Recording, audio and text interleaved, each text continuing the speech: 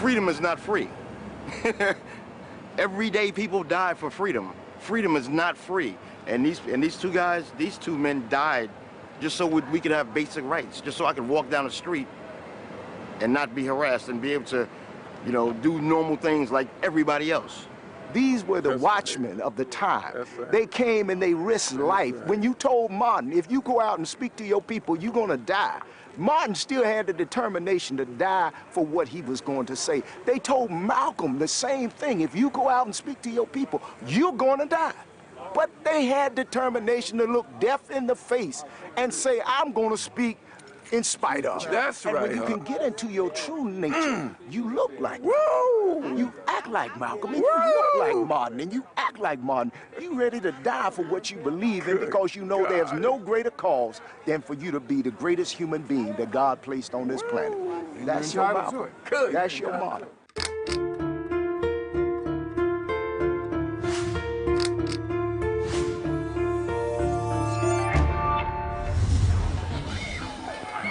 Summer 1964.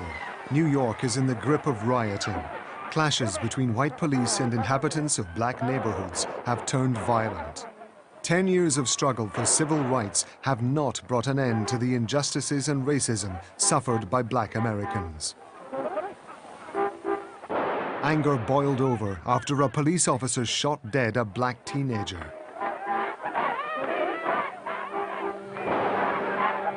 In Harlem, the indignation and revolt was embodied by one man, Malcolm X. In photographs, he projects a raw intensity to match his stated indignation at the abuse that American blacks have suffered. Malcolm X was the spokesman for the Nation of Islam, the black Muslim movement that preached supremacy of blacks over whites. At the start of the 1960s, the media were constructing a combat that stirred the civil rights debate. Malcolm X versus Martin Luther King, leader of the civil rights movement, who was fighting against segregation in the southern states. Martin Luther King, the hero of non-violent resistance, was a favorite target of Malcolm X. The white man pays Reverend Martin Luther King, subsidizes Reverend Martin Luther King, so that Reverend Martin Luther King can continue to teach the Negroes to be defenseless. Martin Luther King never responded to Malcolm's attacks.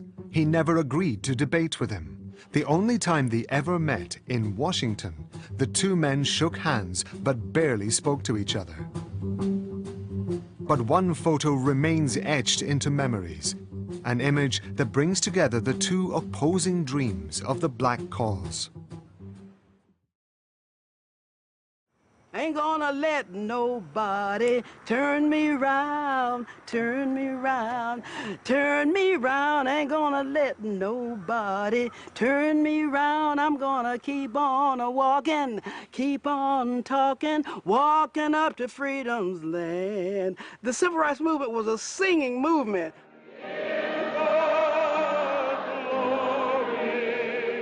We were in the Deep South, and African-American people were church-going people, and for the most part were in Christian churches.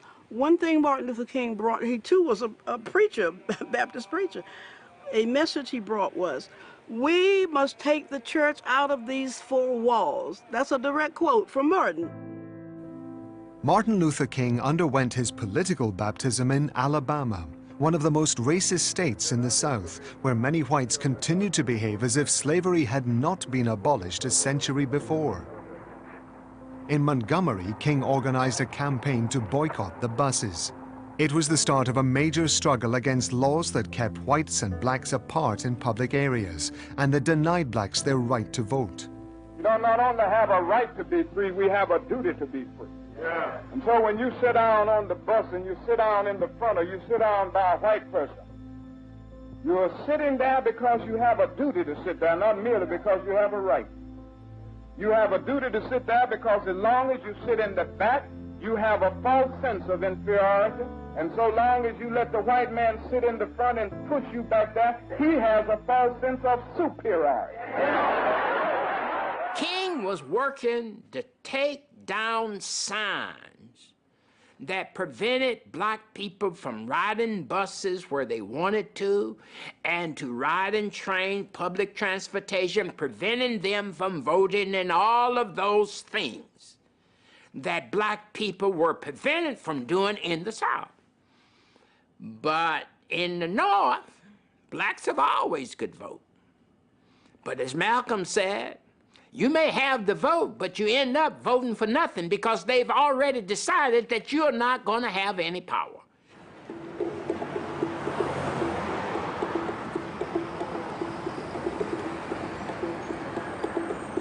I moved to Harlem in the summer of 1962.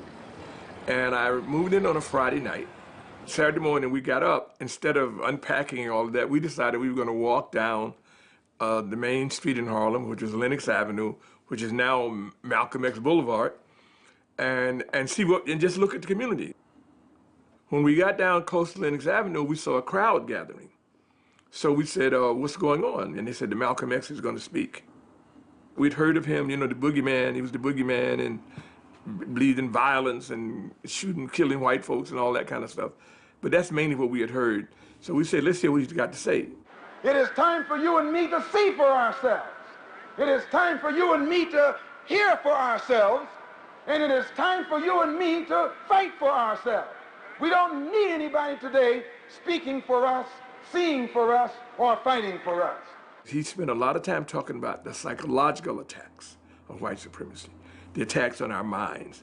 And that to me was like completely eye-opening when I began to hear, and I began to, to realize all the things that had been happening to me as a child growing up and other things that I now realize were a part of that, the movies, you know, all of those things were a part of that psychological attack to make us feel inferior. One has to realize that to call a person black in the 50s and 60s was an insulting thing to do. It was Malcolm X who almost single-handedly transformed the racial consciousness of black people so that they no longer were ashamed of being black. The Honorable Elijah Muhammad has stopped us from stealing, and we did steal. He stopped us from gambling, and he stopped us from lying. Stealing runs rampant in Harlem. Gambling runs rampant in Harlem. All types of evils and vices that tear apart our community run rampant in Harlem. In Harlem, everyone knew the story of Malcolm Little, the young hoodlum who discovered the Nation of Islam and its leader Elijah Muhammad while in prison. It was Muhammad who made Malcolm X the spokesperson for this black separatist movement, with its racial vision of a world where black Muslims would live apart from whites. Thanks to Malcolm X, the Nation of Islam became popular in the ghettos of the northern states. Well, the organization was always one that was concerned about offering an option and an alternative to black Americans. You know, here's something, what we're talking about in terms of the goals and objectives we have is far cry what you have. You know, you're following Christianity, for example. Well, that's connected to the slave trade. That's connected to your slaveholder. You know, he does not have your best interests in mind. He's giving you a religion that tamps down your potential for violence and raising up. Minister X, you have described the Muslim movement as a religious organization, and you've said that there are a great many misconceptions about your attitudes and stated views. Could we press for a very simple answer to one question? Do you hate all white people? I don't think it's a fair question. The white man doesn't even come into my attitude. Mr. Muhammad teaches us to love our own kind and let the white man take care of himself. For a white man today, sir, after kidnapping millions of black people from Africa, stripping them of all human characteristics and relegating them to the role of chattel or cattle or animals, commodity, merchandise that could be bought and sold at will, and then 100 years since the Emancipation Proclamation, using every type of deceptive method to further us into slavery, called second-class citizenship, I think that it would take a whole lot of nerve for white people today to ask Negroes, do they hate them?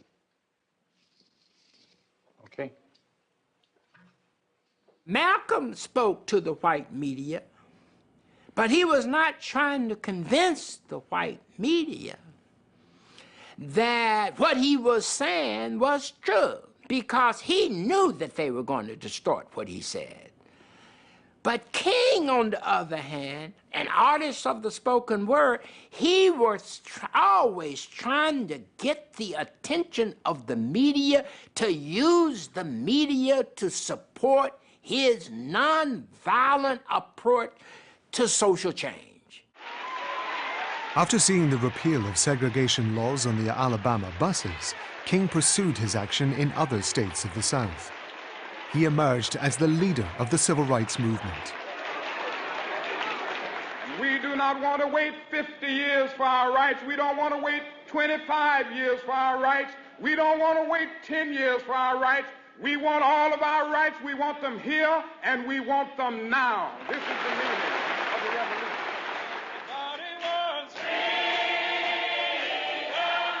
The young pastor became a celebrity. The media hailed the effectiveness of his non-violent approach. King and his lieutenants used television to effect. In front of the cameras, they sought to provoke the violence of the authorities. Demonstrators were taught to show no hostility towards the adversary, but to resist peacefully. The method of nonviolent resistance is one of the most potent, if not the most potent weapons available to oppressed people in their struggle for freedom. In the cities of the North, non-violent resistance was a message that fell on deaf ears. In New York, Malcolm X famously visited a police station to denounce the violence. I'm not satisfied with the fact that the police in this downtown area has punched one of our brothers in the mouth, and the brother wasn't breaking any law. He was only selling papers, and it would be dangerous for them to get the impression that we endorse Martin Luther King's philosophy of turn the other cheek. Malcolm represented the kind of attitude and political perspective of many of young black so-called militants and radicals coming out of urban areas in the North. They have a different kind of attitude. It was hard for them to swallow this notion of nonviolence. You know, somebody go upside my head, then retribution is coming. I can't see myself falling down on my knees and giving any kind of extra advantage to my enemy. Malcolm said, somebody hit you, you send them to the cemetery. The nonviolent strategy of Martin Luther King Jr. for Malcolm X was a weak philosophy. It was a philosophy of turn the other cheek. It was a philosophy of not hitting back. And Malcolm comes from a black nationalist tradition that does not believe that you can get your freedom, your self-respect, your dignity by simply letting somebody beat up on you and you not try to defend yourself. That's why Malcolm emphasized self-defense. But King emphasized nonviolence because if blacks had responded trying to defend themselves, that would have brought down the police department down on those demonstrators, and whites would have loved to have the chance to kill black people indiscriminately. So King and Malcolm had that tension. I am happy to join with you today in what will go down in history as the greatest demonstration for freedom in the history of our nation. Television played a central role in the African-American struggle for equality. In 1963, a series of events covered by the national networks revealed the scale of inequality in the South to millions of Americans. One day right there in Alabama, 1963 was the year of Martin Luther King's triumph. His relationship with President Kennedy, who had been in power for 2 years, was key to his strategy. But it was this alliance between King and Washington, this idyllic picture of reconciliation between blacks and whites, that provoked the ire of Malcolm X. It all started in Birmingham, Alabama, in the spring of 1963. King and another pastor, Ralph Abernathy, were filmed being arrested for organizing an unauthorized demonstration. The arrest was part of a strategy that King would use in future campaigns. It was important that the cameras captured the unrest. Birmingham was a city that embodied Southern racism, where whites liked to repeat their governor's slogan, segregation now, segregation tomorrow, segregation forever. King believed that Alabama would not and could not police itself, and that what he wanted to do was to show that, so that the federal government would have to become involved and thereby make a federal law that would override anything that any of the Jim Crow laws that's in Birmingham, Alabama in 1963. It was in prison where Martin Luther King wrote the text that encapsulated his struggle, the letter from Birmingham jail. King wrote, "The purpose of our direct action program is to create a situation so crisis-packed that it will inevitably open the door to negotiation." President Kennedy intervened, and King was soon freed. A few days later, King and his followers found a way into the national consciousness. One of his lieutenants suggests, well, why don't we have school children? They don't have jobs, they don't have mortgages. A lot of controversy about that within King's circle, but the decision is made, and so we have hundreds and hundreds of children marching.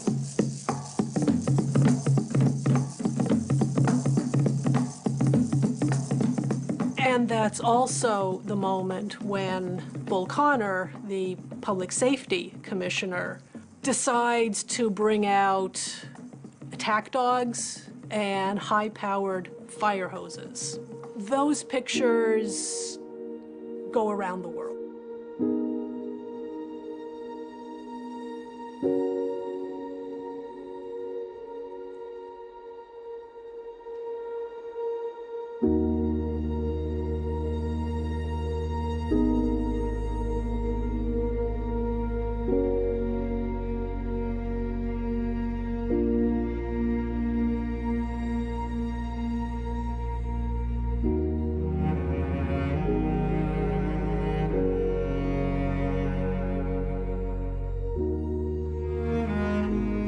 When we get these incredibly dramatic images, they are so powerful. And here we have a story of two opposing forces, one behaving brutally, the other being victimized. And so, for television, this is a spectacular story.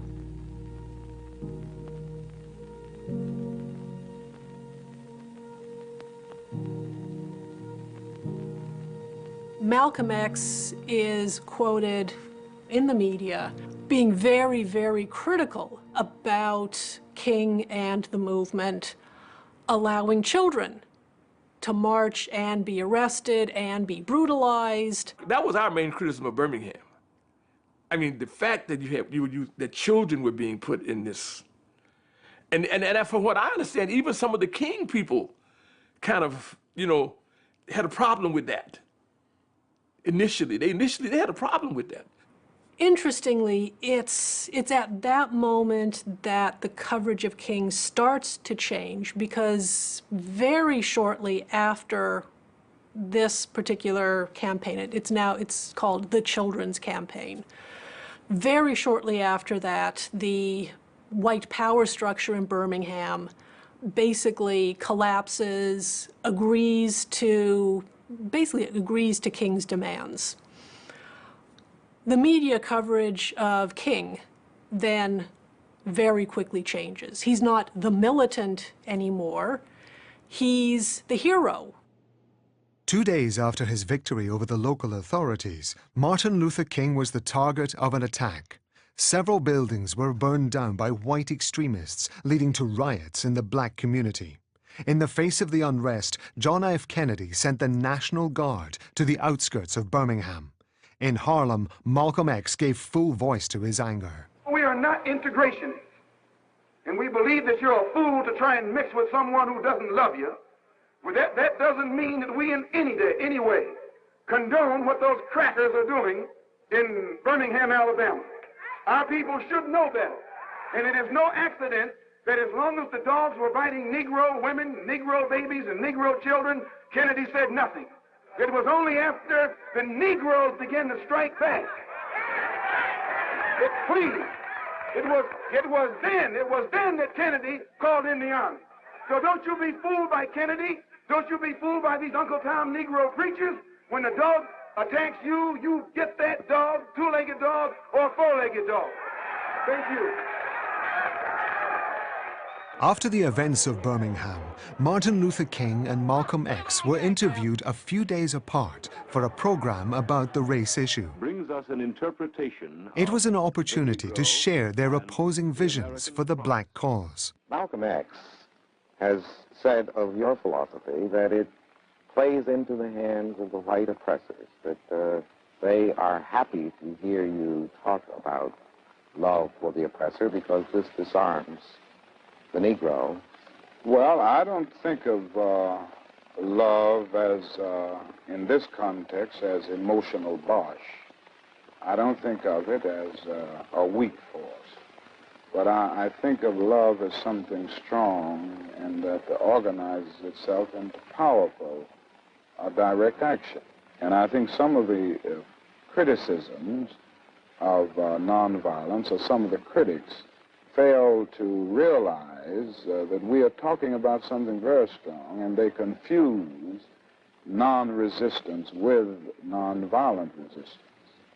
King assumes that people already know that he is right about what he is saying, so he is using the intellectual tradition of whites in order to make his point.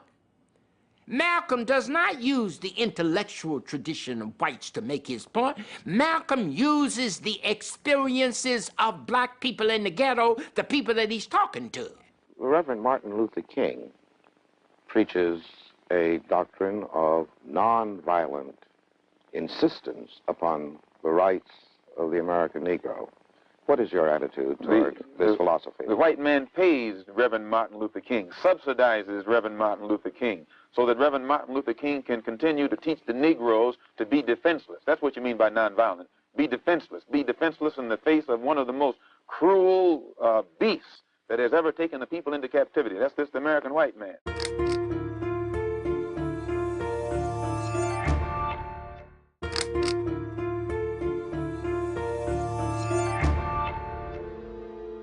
Malcolm X and Martin Luther King, two legendary figures with opposing visions for American civil rights. Their rivalry plays out on primetime television in the United States. The goal of Dr. King is full equality and full rights of citizenship for Negroes. The goal of Dr. Martin Luther King is to give Negroes a chance to sit in a segregated restaurant beside the same white man who had brutalized them for 400 years. The goal of Dr. Martin Luther King is to get Negroes to forgive the people who have brutalized them for 400 years by lulling them to sleep and making them forgetting what those whites have done to them. Malcolm criticized Martin because he was trying to win the battle to sit next to white people in a restaurant. But Malcolm says, I mean, that's not freedom. Sitting next to white people is not freedom.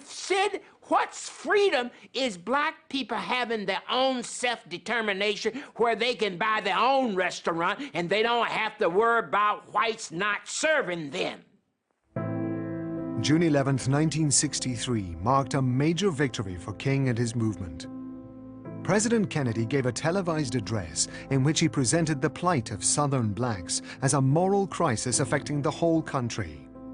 But are we to say to the world, and much more importantly, to each other, that this is a land of the free, except for the Negroes, that we have no second-class citizens, except Negroes, that we have no class or caste system, no ghettos, no master race, except with respect to Negroes?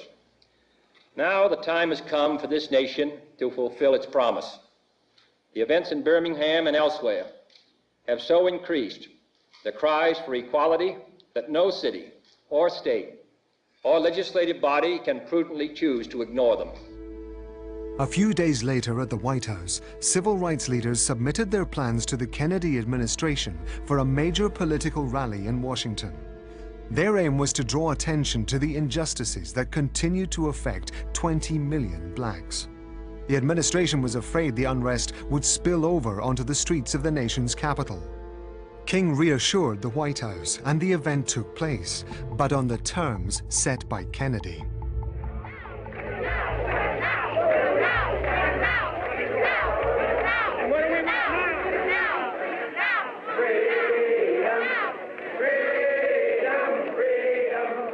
On the day of the march, the whole of America could follow proceedings live on TV, thanks to cameras set up along the route. The 3 national networks gave wide coverage to the event, which was the culmination of a decade of intense struggle for civil rights. What you see is an emphasis on black and white together.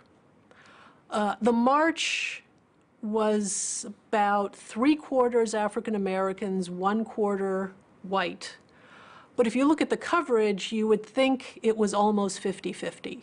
So one way that television news was framing this monumental phenomenon is of blacks and whites coming together.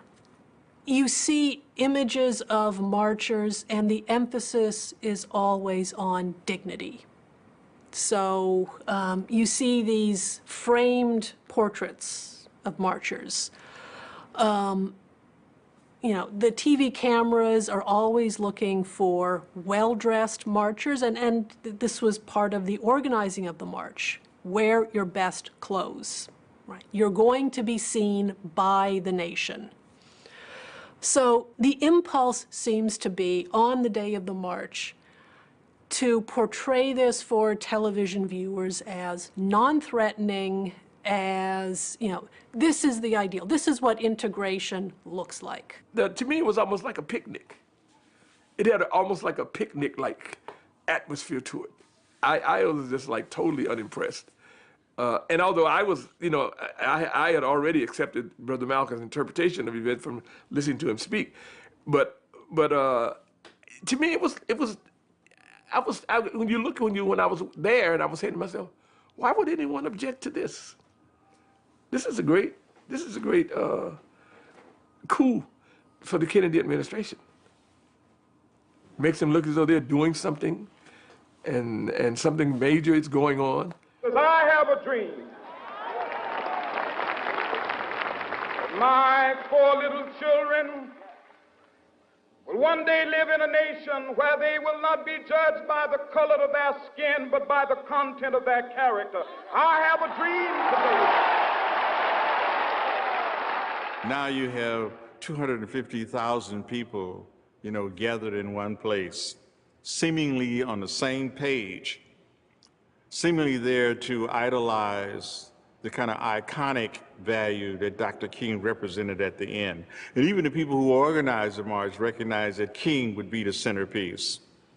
You know, A. Philip Randolph in particular, he knew exactly what he was doing, that Dr. King would come on and move that crowd in such a way that no other speaker in this country could do. I have a dream that one day, down in Alabama, with its vicious racists, with its governor having his lips dripping with the words of interposition and nullification. One day right there in Alabama, little black boys and black girls will be able to join hands with little white boys and white girls as sisters and brothers. I have a dream today. Everything is, I have a dream, I have a dream, I have a dream. And to me, the greatest lines from that speech that should be embedded into the minds of especially of young black folks is, the forefathers of this country gave us a promissory note, and we have come here today to cash that check. Now, to me, that's symbolically and in terms of an image creating in the mind, that was a powerful statement, totally ignored. But we refuse to believe that the Bank of Justice is bankrupt. We refuse to believe that there are insufficient funds in the great vaults of opportunity of this nation. So we've come to cash this check, a check that will give us upon demand the riches of freedom and the security of justice.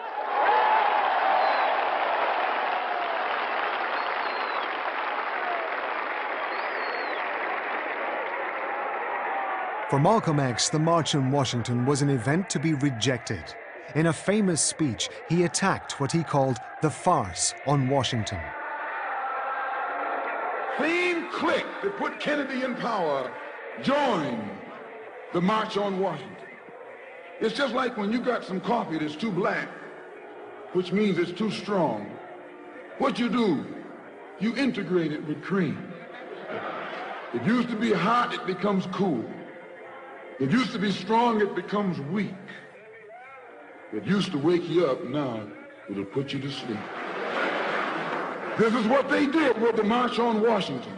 They joined it, became a part of it, took it over. And as they took it over, it lost its militancy.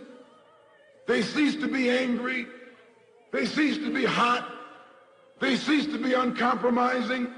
Why, it even ceased to be a march. It became a picnic, a circus, nothing but a circus with clowns and all. They controlled it so tight, they told those Negroes what time to hit town, how to come, where to stop, what sign to carry, what song to sing, what speech they could make and what speech they couldn't make, and then told them to get out of town by sundown.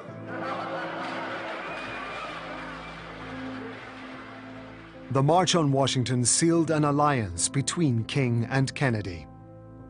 From now on, it was King who had the ear of the White House. According to the media, the two men were going to write American history. But it would be written without Kennedy.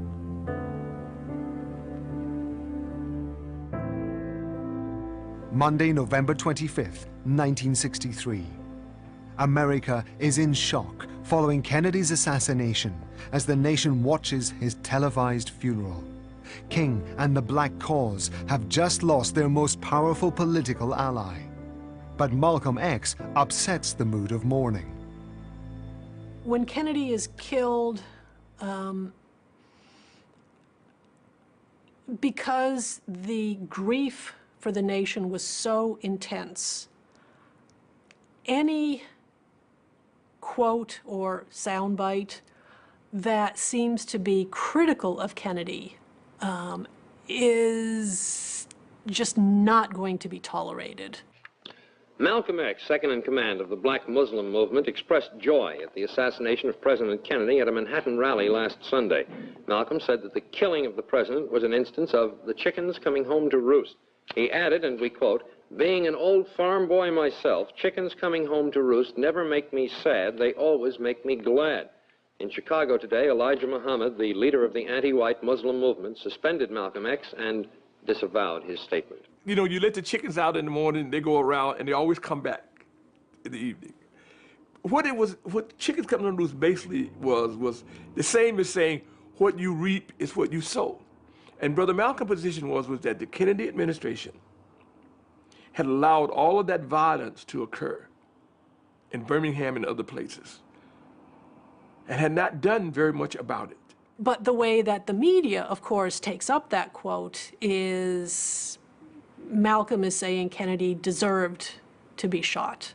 I personally wish he had not said it, not because it was not true, because I believe every word of it, but because he was able to, it provided ammunition for his enemies, both in the, in the larger world and in the Nation of Islam, to use it against him.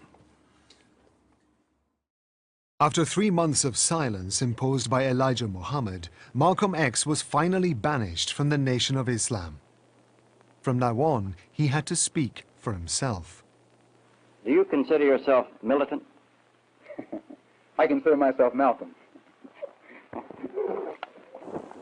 I think when he left the Nation of Islam in March of 1964, he felt, to a great degree, I feel, a kind of a liberatory. He felt liberated. In fact, he at some point said something about the straitjacket is no longer on him. Now he can move and become more political. Because understand that the Nation of Islam tended to tamp down any kind of political expression, to stay clear of that. That's what got Malcolm in trouble when he said something about Kennedy's assassination, about the chickens coming home to roost. Got him into deep water. So, and then that precipitated a number of other moves, but he was already, as far as I'm concerned, he was beginning to step outside of that anyway. He saw himself in a larger picture and making a greater contribution. What will be the difference between your new movement and the Nation of Islam? Well, the basic difference will be it'll probably be more flexible. And it's not my intention to teach among Muslims or those who are already Muslims, but to take Mr. Muhammad's message out among the non-Muslim so-called Negroes. Well, you will work then with Negro groups that are working for integration? But we won't be joining them, nor will they be joining us, but we will work together on any objective that we have in common, or that will be for the common good of the Negro community. In Washington, Martin Luther King continued his political work with a group of senators sympathetic to his ideas. He joined the debate on the Civil Rights Draft Bill. Initiated by Kennedy, the bill was the most progressive legislation yet regarding African Americans. During a press conference which he gave on Capitol Hill, King saw an unexpected visitor at the back of the room. It was Malcolm X. Malcolm X always wanted to meet King and debate with King. But King always refused to meet with Malcolm, largely because he knew that if he met with Malcolm, support from the white community would be almost eliminated. So King had to carry himself in such a way that the support which he got from the world white community would not dry up. After the conference, the two men met face to face. This encounter that King had always avoided unfolded in front of the press and photographers. The meeting only lasted a minute, but these images that capture them side by side, like this photo where they're smiling, became a strong symbol of reconciliation between two opposing visions of the black cause. Those two people, Martin and Malcolm, symbolize something that is in all African Americans. Each of us has a little bit of Martin and a little bit of Malcolm in us. See, Malcolm represents that blackness in us, that sense that we don't want white people messing with us. We are Malcolm represents that fire, that fight, that refusal to let anybody define who we are. King represents our desire to get along with everybody, including whites.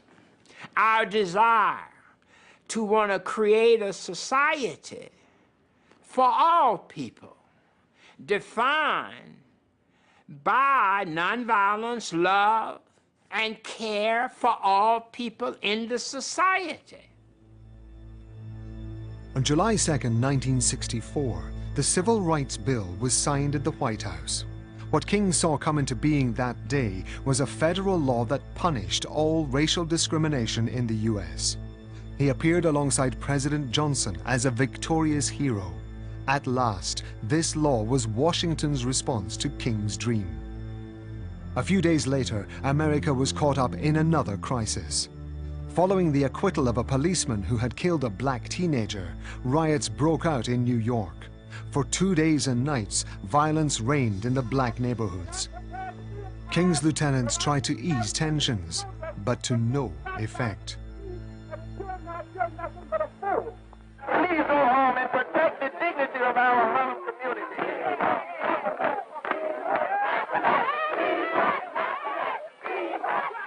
One rioter was killed, 118 injured, and nearly 500 were arrested. Several police officers were also injured. For Malcolm X, it was a sign that blacks were no longer prepared to turn the other cheek. The spiral of violence had begun. In 1600, I was a darky. Until 1865, a slave. In 1900, I was a nigger. Or at least that was my name. In 1960, I was a Negro. And then Brother Malcolm came along. And then some nigger shot Malcolm down. But the bitter truth lives on.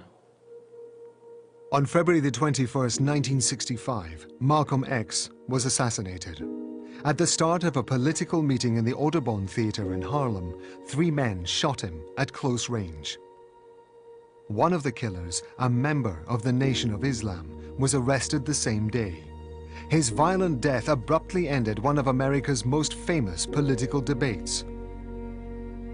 Martin Luther King gave his public reaction a few days later.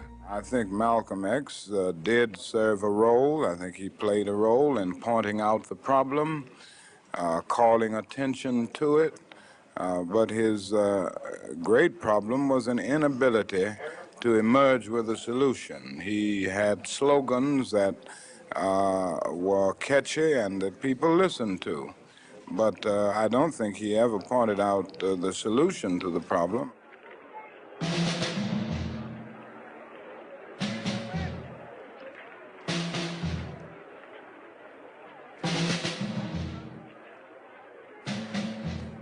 What King didn't know was that in death, Malcolm X would become much more than a rival.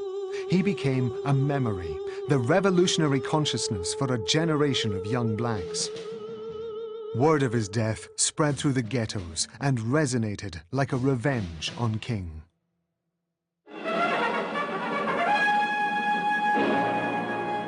Six days of rioting in a Negro section of Los Angeles left behind scenes reminiscent of war-torn cities. More than 100 square blocks were decimated by fire and looters. As the National Guard moved in to restore comparative calm. In the second half of the 1960s, America entered a long cycle of race riots. Media attention shifted from the South to the ghettos of the North. King followed this movement. He campaigned to denounce the economic injustices that blacks faced in America's major cities. King described riots as temper tantrums of children, of people who don't have an option. Temper tantrum. It's a cry out to say, I'm somebody, I'm here. Listen to me. Look what you're doing to me. And King understood that. And he realized that the same style of resistance that he had used in the South would not work in the North. He said everyone is entitled. In Washington, a senatorial committee was set up to investigate rising violence in the ghettos. King was summoned to put forth his position on the topic. Basically, economic and social. Yes, that's correct, Senator Ribicoff. I think that it is necessary to see at this point that the issues which we confront are the hard, core economic issues. For about a decade, we worked on public accommodations and the right to vote. And as I said earlier, it was necessary to do this in order to remove a stigma, in order to remove the humiliation of a caste system. But now we are moving into an area where we must demand basic reforms that will deal with these basic economic issues, the whole problem of housing and education. And I think we've got to see that this is much harder. It was easier to integrate public facilities, it was easier to gain the right to vote because it didn't cost the nation anything. He was moving into the arena of economics and economic justice. And that was a whole different arena. And a lot of those people who had supported him in trying to get rid of the laws about sitting on the back of the bus and being able to eat at the lunch counter, when they start talking about economics, boy, some of those people they start pulling away. Because this was another ball game. When you see King in his later life, he begins to refer to all these radical blacks in our tradition who also challenge the government. And so you see King talking about, they've turned my dream into a nightmare. And he began to take a stand against the war in Vietnam. He began to organize a poor people's campaign and fight against poverty. That King was the king who became the radical king. And that's when he began to move toward Malcolm X.